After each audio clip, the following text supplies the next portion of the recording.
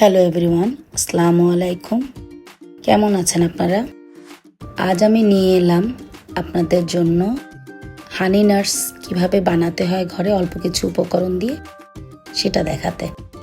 আমার বাসায় কিছু বাদাম, খেজুর, কিশমিশ এগুলো ছিল এবং মধু। আমি ভাবলাম বাজার থেকে হানি নাটস কিনে না খেয়ে ঘরেই বানিয়ে নিই। তাই অল্প কিছু উপকরণ দিয়ে আমি আজকে ঘরে হানি নাটস বানিয়ে দেখাচ্ছি। এখানে দেখেন আমি কিছু বাদাম, খেজুর, কিশমিশ এগুলো নিয়েছি, কাজু বাদাম, কাঠবাদাম, এখানে আছে কিছু মিষ্টি কুমড়ার বীজ, কিশমিশ,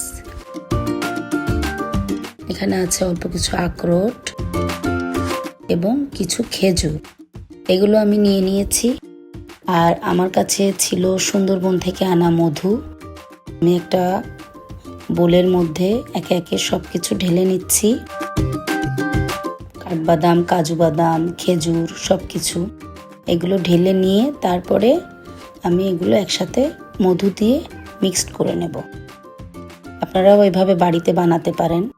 আমি অনলাইন থেকে একবার কিনে এনেছিলাম, ওটা দেখলাম খেয়ে আমার বাসার সবার খুব পছন্দ হয়েছে। এজন্য আমি ভাবলাম যে আমি বাসায় বানিয়ে নিই, দেখি কেমন হয়।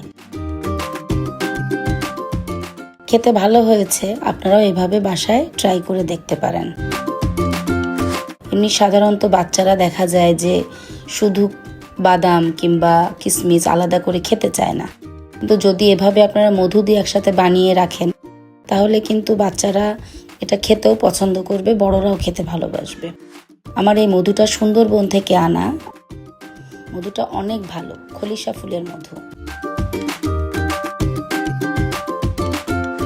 তা আমি ভাবলাম মধু দিয়ে এগুলো মিক্সচার করে বানিয়ে অন্তত 15 দিনের জন্য বানাই। যেহেতু মধুটা আমার ফ্রিজে রাখা ছিল, আমি এটা বাইরে রাখতে পারবো না, তাই আমি 15 দিনের জন্য বানিয়ে নিলাম। এবার এটা মিক্সচার করব ভালোভাবে। মিক্সচার করে আমি এটা ফ্রিজে রেখে 15 দিন খাওয়ার পরে 15-20 দিন যে কয়দিন লাগলো দেখা যাচ্ছে খেলাম।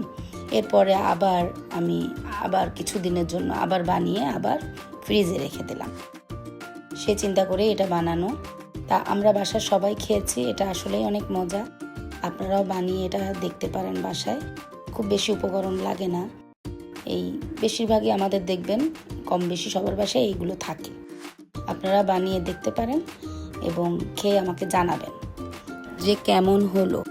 আমরা তো খেয়ে খুবই খুশি যে বাইরের কেনা জিনিসের চেয়ে কোনো অংশে খারাপ হয়নি। আপনারাও বাড়িতে বানিয়ে এটা খেয়ে দেখতে পারেন।